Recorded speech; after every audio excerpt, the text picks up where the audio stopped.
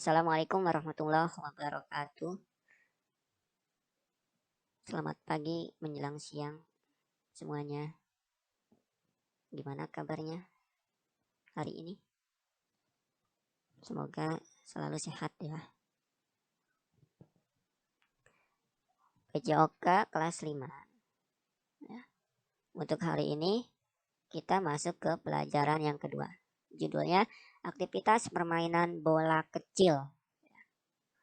Permainan apa sih yang dimaksud atau termaksud dari permainan bola kecil?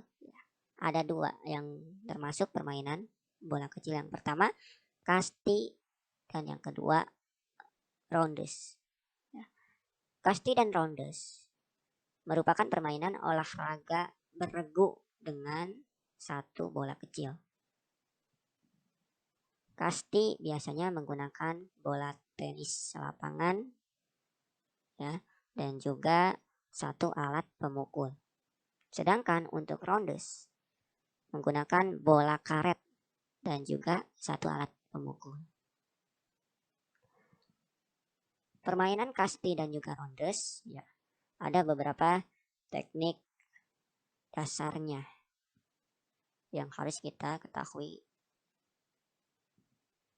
seperti gerak dasar lokomotor, non-lokomotor, dan juga manipulatif dalam permainan.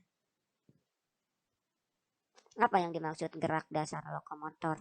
Gerak dasar lokomotor adalah gerak berpindah tempat. Gerak dasar non-lokomotor adalah gerak yang dilakukan di tempat. Sedangkan gerak manipulatif yaitu gerak dasar dengan menggunakan alat. Ya, alat di sini yaitu alat pemukul. Ya.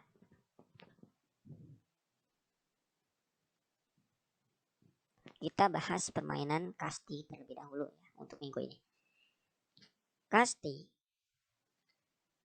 yaitu jenis olahraga yang dilakukan secara beregu ya atau secara kelompok. Dalam permainan ini tercakup gerak lokomotor, non-lokomotor, dan juga gerak manipulatif. Ya. Gerak lokomotor. Pada permainan kasti, gerak lokomotor atau gerak berpindah tempat ya, selalu dilakukan baik oleh penjaga atau pemukul. Ya, jadi gerak dasar lokomotor ini selalu ada ya untuk dua tim yang bermain kasti, tim A dan tim B. Tim A itu tim sebagai pemukul dan tim B tim sebagai penjaga. Tim seorang pemukul, nah, setelah melakukan pukulan bola dengan baik ya dan bolanya terarah, nah setelah itu berlari menuju ke tiang bebas. Ya, jadi setiap tiang permainan kasti itu ada 3. Nah, regu yang bertugas untuk memukul bola setelah memukul dengan baik dan juga terarah. Nah, selanjutnya seorang pemukul itu harus berlari menuju tiang pertama. Nah, begitu juga sebaliknya untuk tim penjaga ya, itu harus mengejar bola yang dipukul oleh tim pemukul. Ya, bolanya dikejar ya, lalu ditangkap. Nah, dan juga harus dilempar ke seorang pemukul untuk mematikan lawan. Ya. Jadi seorang pemukul dan seorang penjaga itu harus bisa melakukan keterampilan berlari ya untuk menghindari lemparan bola lawan. Seorang pemain penjaga itu harus pandai mengejar dan juga melempar bola tepat pada sasaran. Gerak dasar permainan kasti yang kedua yaitu gerakan non-lokomotor. Gerakan di tempat. Ya. regu pemukul, nah, yang tugasnya memukul bola, itu sikap badan harus tegak dan posisi kaki kiri berada di depan apabila seorang pemukul menggunakan tangan kanan. Sebaliknya, apabila pemukul menggunakan tangan kiri, kaki yang di depan yaitu kaki kanan. Perhatikan gambar 2.2 di halaman 16. Dan mata itu harus tertuju pada bola yang dilambungkan. Setelah seorang pemukul sudah melaksanakan tugasnya, memukul dengan baik dan juga terarah, tugas selanjutnya pemukul itu harus berlari untuk menghindari terkena lawan, untuk menghindari lemparan lawan ke tiang pertama. Gerakan yang ketiga yaitu gerakan manipulatif, ya. Gerakan menggunakan alat. Dalam permainan bola kasti, bentuk lemparan harus dikuasai oleh siswa, oleh seorang pemain. Selain cara melempar, cara menangkap dan memukul juga harus dikuasai oleh seorang pemain bola kasti. Apabila teknik-teknik dasar seperti melempar, menangkap, dan memukul bola bisa dikuasai, maka permainan kasti akan menjadi mudah dan juga menyenangkan. Teknik dasar permainan bola kasti yang kedua yaitu melambungkan bola dalam permainan kasti. Seorang yang melakukan tugas melambungkan bola, ya, untuk ke arah pemukul dengan ayunan dari bawah dengan satu tangan. Jadi untuk melakukan lemparan lambungan bola, seorang pelempar harus melakukan lemparan ke arah pemukul dengan ayunan dari bawah dengan satu tangan, ya, baik tangan kanan ataupun tangan kiri. Dan seorang pelempar harus mampu melakukan lambungan bola lurus ke atas dan ke bawah sesuai dengan permintaan seorang pemukul. Bagaimana cara melambungkan bolanya? Nah, coba perhatikan dan baca di halaman 17 gambar 2.3. Yang ketiga yaitu berbagai cara melempar bola. Teknik dasar yang ketiga dalam permainan bola kasti, teknik dasar melempar bola. Ya, di sini ada 3 teknik dasar melempar, yaitu melempar dengan bola rendah, melempar bola datar, dan juga melempar bola lambung atau tinggi.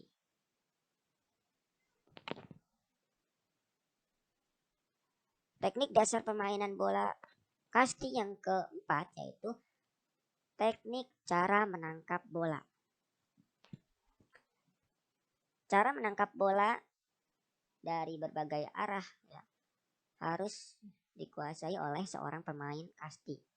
Nah, baik menangkap bola rendah dari arah depan, menangkap bola datar dari arah depan, dan bola lambung dari arah depan. Nah, menangkap bola dalam permainan kasti sebaiknya menggunakan 2 tangan. Ya, ini teknik sangat penting bagi seorang regu penjaga, ya, untuk menangkap bola yang dipukul dari regu pemukul. Untuk langkah-langkahnya kalian nanti bisa baca, ya. Untuk praktiknya nanti Pak Fauzan akan kirim videonya. Teknik dasar permainan bola kasti yang kelima yaitu teknik memukul bola. Pukulan yang baik dapat dilakukan jika kita memegang kayu pemukul dengan benar. Nah, bagaimana cara memegang kayu pemukul dengan benar? Ya, memegang dilakukan satu tangan, ya, tangan kanan atau tangan kiri. Dan untuk memukul bola, ya, tangan itu harus lemas atau tidak kaku, dan bagian pemukul yang rata dihadapkan ke arah bola. Teknik memukul ada 3 ya. Yang pertama, teknik pukulan lurus. Yang kedua, teknik pukulan atas atau melambung. Yang ketiga, teknik pukulan samping. Untuk langkah-langkahnya silakan dibaca di halaman 19 sampai 20. Yang keenam, berlari dengan berbagai variasi dalam permainan kasti.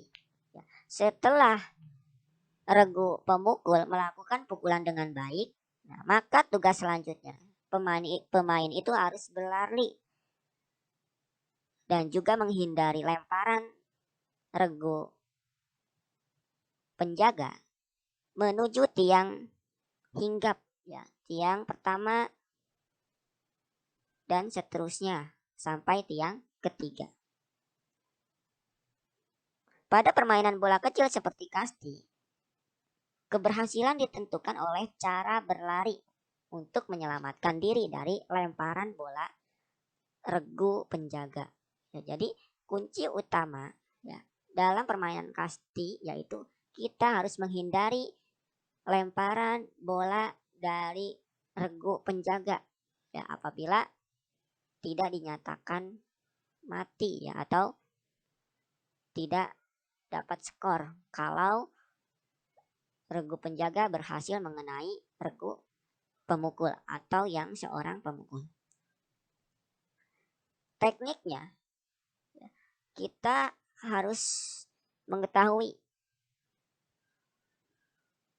arah bola. Apabila bola jatuh ke arah timur, maka kita berlarinya ke arah barat. Ketika dikejar oleh penjaga lapangan, maka kita berlari dengan cara berbelok-belok atau berlari variasi, ya, bisa berbelok-belok, meloncat, ya, atau bahkan menjatuhkan diri, ya. Itu tugasnya supaya tidak mengenai lemparan bola tim penjaga. Di sini ya kita bisa melakukan permainan bola kasti yang sudah dimodifikasi atau yang sudah disederhanakan. Bagaimana langkah-langkah untuk memainkan permainan kasti dengan peraturan yang sudah dimodifikasi, yang sudah disederhanakan. Nah, yang pertama, bentuk 2 regu. Nah, setiap regunya terdiri dari 12 anak. Sebelum bermain, diadakan undian.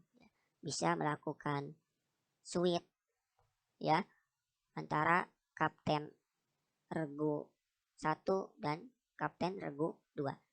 Nah, setelah melakukan undian dengan cara suit ya atau dengan cara melempar dadu ya, regu yang menang menjadi regu pemukul, sedangkan regu yang kalah menjadi regu penjaga. Permainan bola kasti dengan peraturan sederhana ini dilakukan 2 babak dan setiap babaknya berlangsung selama 30 menit dan diseling dengan waktu istirahat selama 10 menit.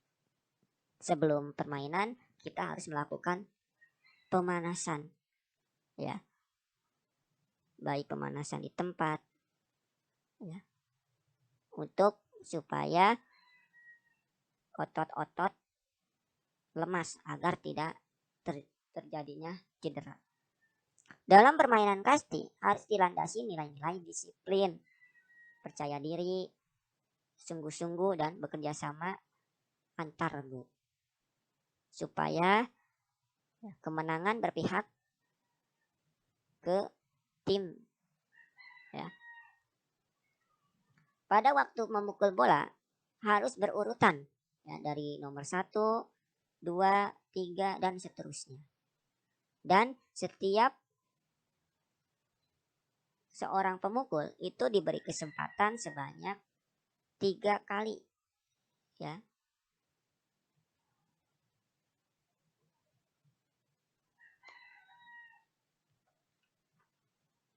Oh maaf, bukan 3 kali ya.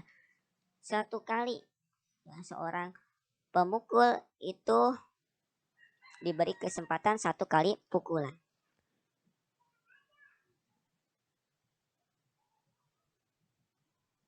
Tentukan 3 tiang hinggap dengan jarak yang berkelainan. Misalkan dari tempat pemukul ke tiang 1 berjarak 5 meter.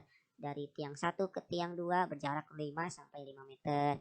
Dari jarak tiang 2 ke tiang ketiga berjarak 10 meter.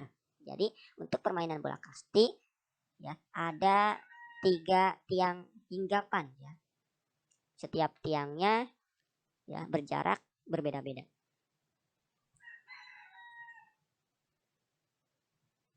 Yang A, pergantian jaga. Pergantian jaga dilakukan dengan cara sebagai berikut. Yang pertama, bola yang dilempar mengenai badan lawan. Tuh. Apabila tim A yang melakukan pemukulan ya,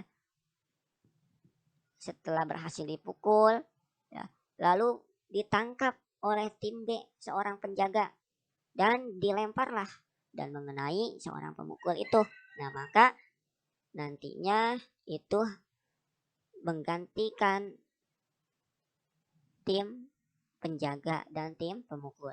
Yang tadinya tim A tim pemukul menjadi tim penjaga. Yang tadinya tim B tim penjaga menjadi tim pemukul. Nah, pergantian jaga yang kedua yaitu menangkap bola sebanyak 3 kali berturut-turut selama menjadi regu penjaga. Nah, apabila tim penjaga berhasil menangkap 3 pukulan dari tim pemukul, itu nantinya akan pergantian ya tim penjaga. Yang ketiga, setelah permainan terakhir dalam regu pemukul habis, yang biasanya disebut membakar atau disebut juga membakar ruang bebas. Nah, pergantian yang ketiga yaitu apabila tim penjaga, tim pemukul itu sudah pemukulan habis, ya, maka akan pergantian tim. Ya. Yang keempat, melanggar peraturan yang sudah ditentukan bermain. Nah, misalkan dalam memukul bola kayu pukulnya terjatuh ya, atau terlepas ya, itu akan mendapatkan pelanggaran. Yang B, kemenangan. Tim yang memenangkan pertandingan itu ditentukan dengan jumlah angka atau nilai dengan aturan sebagai berikut. Regu penjaga berhasil menangkap regu langsung dipukul mendapatkan nilai 1. Jika pukulan benar, seorang pemukul dapat kembali ke ruang bebas tanpa berhenti pada tiang perhentian. Nah, maka akan mendapatkan kemenangan. Jadi untuk permainan kasti ya, tim yang memenangkan pertandingan yang berhasil mengumpulkan nilai sebanyak-banyaknya dalam waktu 2 kali 30 menit. Nah, ya. Itu materi tentang permainan bola kasti. Ya. Mungkin untuk pertemuan hari ini cukup sampai di sini saja ya. Kalau ada yang ditanyakan, bisa tulis pertanyaannya di kolom komentar. Ya, setelah menonton dan mempelajari dari awal sampai akhir, ya silakan absensi ya di kolom komentar dengan cara menulis nama lengkap di kolom komentar. Ya, mungkin itu saja dari Kefaujan ya untuk hari ini. Ya. Nanti pertemuan selanjutnya kita akan membahas permainan rounders. Terima kasih semuanya. Assalamualaikum warahmatullahi wabarakatuh.